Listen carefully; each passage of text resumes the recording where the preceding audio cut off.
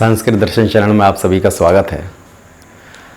10 रूपकम का हम अध्ययन कर रहे हैं और 10 रूपकम में हमने पंच अर्थ प्रकृतियाँ, 5 कार्य की अवस्थाएं और उनसे मिलकर के 5 संधियों के बारे में जान लिया था।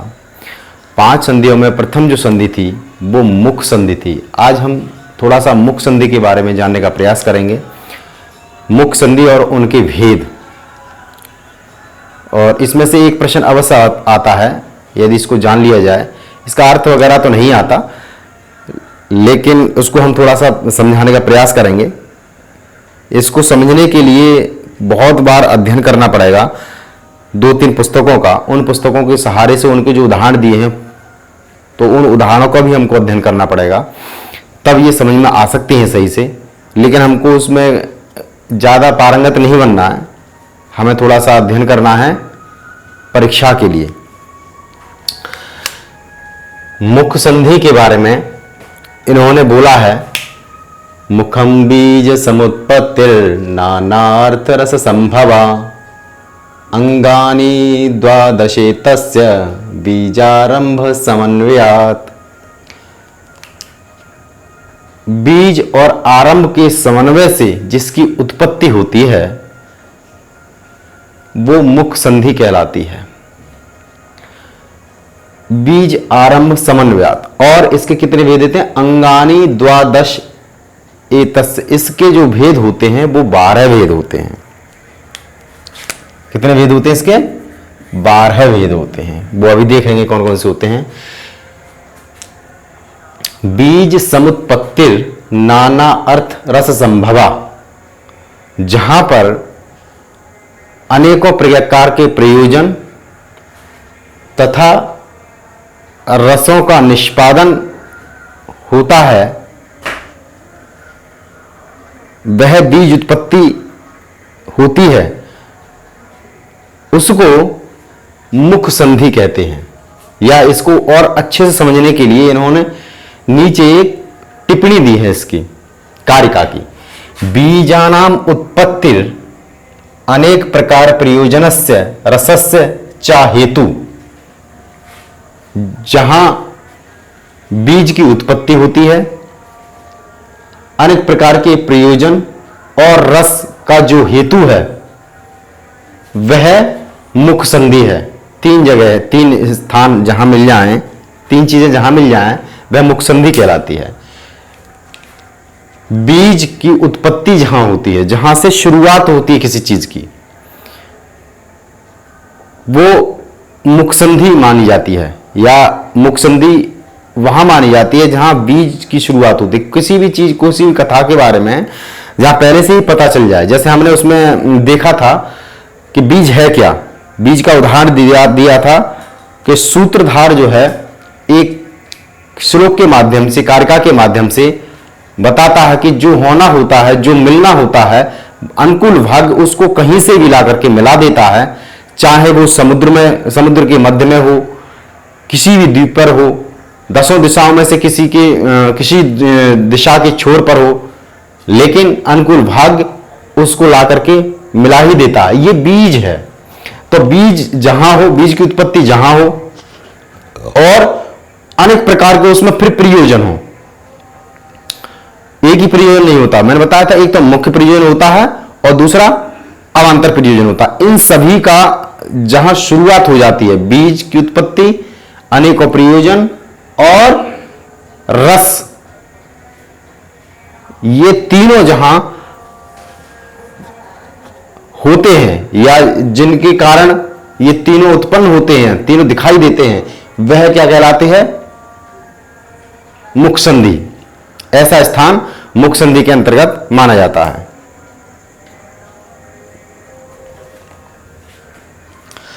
इति व्याख्येयम, इस प्रकार की हम इसमें व्याख्या कर सकते हैं। ठीक है। बीज समुत्पत्ति नाना अर्थ रस संभवा, ये भी है मुखम बीज समुत्पत्ति। यही इसको व्याख्या के रूप में थोड़ा सा बढ़ा दिया गया है। बीज की उत्पत्ति, अनेक प्रकार के प्रयोजन और रस, जहां तीनों हो, रस को निष्पादन किया गया हो, बीज की उत्पत्ति हो और अनेक प्रकार के प्रयोजन हो, ऐसा जब तीनों जहां मिल जाए वो मुख संधि होती है। हम कहें कि मुख संधि के अंतर्गत ये तीनों आपको विस्तृत रूप से मिल जाएंगे। आगे थोड़ा सा और समझाया है इसमें, तेन अत्रिवर्ग फले प्रसन आदौ रसोत्पत्ति हेतु एव बीजम बीजत्वमिति। तेन अत्रिवर्ग फले, उसके द्वारा जहां त्रिवर्ग की उत्पत्ति नहीं होती, प्रहसन आदि जो रूपक हैं उनमें धर्म अर्थ काम ये तीनों प्रकार की उत्पत्ति नहीं मिलती हैं, फिर भी उसमें रस उत्पत्ति तो होता ही है, तो वो भी एक बीज का ही हेतु माना जाता है। ठीक है, तो मुख हमको समझ में आ गया कि मुख संधि है क्या, उसमें तीन चीज अवश्य मिलती हैं। अब इनके हम अंगों के बारे में थोड़ा सा जान लेते हैं। उपक्षेपकः, उपक्षेपः परिकरः परिन्यासो विलोभनम युक्ति प्राप्ति समाधानम विधानम परिभावना उद्भेद भेद करणान्य अन्वार्थान्यथ लक्षणम। परिकर उपक्षेप परिकर परिन्यास विलोभनम युक्ति प्राप्ति समाधानम विधानम परिभावना उद्भेद भेद करण, है ना, भेद करणानि अन्वर्थान अन्यथ लक्षणम, इनके द्वारा अन्वर्थ होते हुए इन सब के लक्षण इसमें बताए गए हैं। 12 प्रकार के इसके अंग हैं। 12 प्रकार के अंगों के द्वारा मुख रूपक जो संधि होती है वो पूर्ण होती है। ये इसके जगह जगह इनके अनेकों कार्य हैं। वो हमको बार बार जब हम उसका अध्ययन करेंगे, उनका उदाहरण का अध्ययन करेंगे, फिर मैं कोशिश करूंगा कुछ आपको थोड़ा सा इसमें समझ में आ जाए। संपूर्ण रूप से इसमें समझ नहीं आएगा क्योंकि बिना पुस्तकों के इतना बड़ा मौखिक रूप से समझना बहुत ही मुश्किल है। बहुत उदाहरण होते हैं इसमें। बीज न्यास उपक्षेप पहला है, यानी उपक्षेप क्या है, बीज न्यास।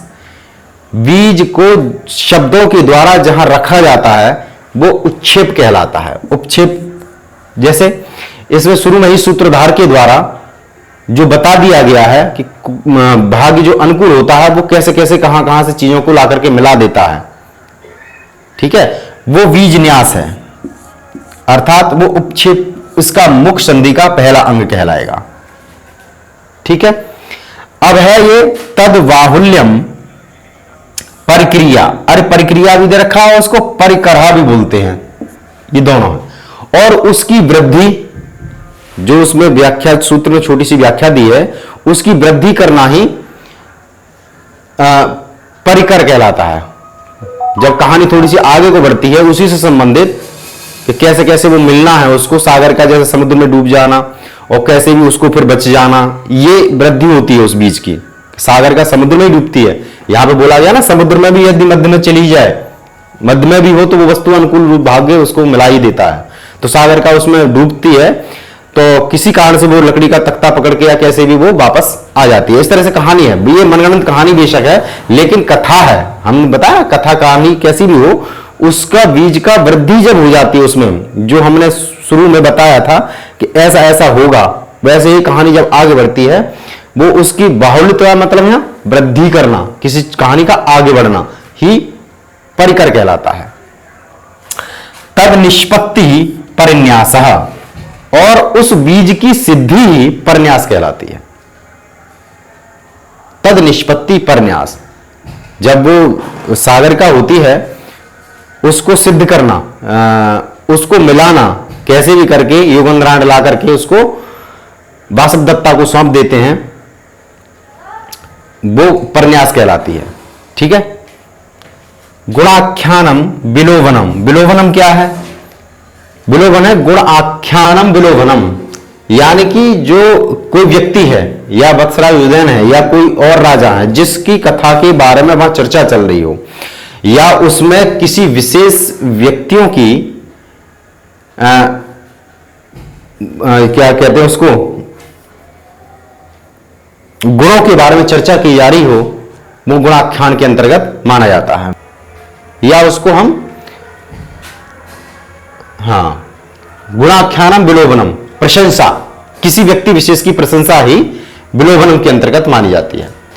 संप्रधारणम अर्थानाम युक्ति, प्रयोजनों का निर्णय करना, बहुत सारे प्रयोजन होते हैं, उसमें विशेष रूप से सबका निर्णय करना ही युक्ति कहलाता है। कैसे, ये मैंने कैसा कार्य कर दिया, युक्ति युक्त कार्य है ये आपका, है ना।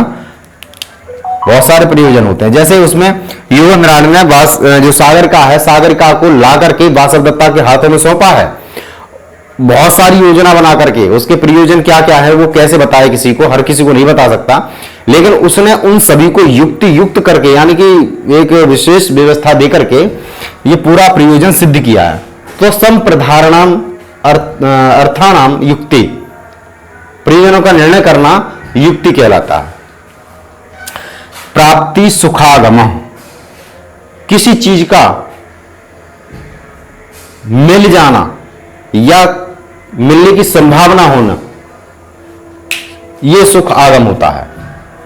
इसमें ये प्राप्ति है ये वाली, तो सुख आगम ही प्राप्ति है, किसी चीज के मिलने की संभावना होना, प्रसन्नता होना, क्या अब तो ये हमको मिल ही जाएगा, इस तरह की जो दिमाग में बैठ जाती है चीजें, और उससे ऐसा लगता है कि ये काम हो ही जाएगा। सुख का जब आगमन हो जाता है दिमाग मस्तिष्क में, या विचारों के द्वारा या कथा के द्वारा, किसी के द्वारा, तो वो प्राप्ति कहलाती है। ठीक है। बीजागमः समाधानम, समाधानम, बीज का आगमन, जो शुरू में बात करी थी, जिस कथा की शुरुआत हुई थी, वो अब पूर्ण रूप से लक्षित होने लगे। बीज का आगमन ही समाधान कहलाता है। अच्छा, जो प्रश्न है ये, इसमें जो प्रश्न बनते हैं वो सीधे सीधे इनसे ही बनते हैं, इनकी हिंदी कभी नहीं पूछी जाती, तो इनको याद कर लेना है। अभी एक बार और दोहरा लेंगे इसको।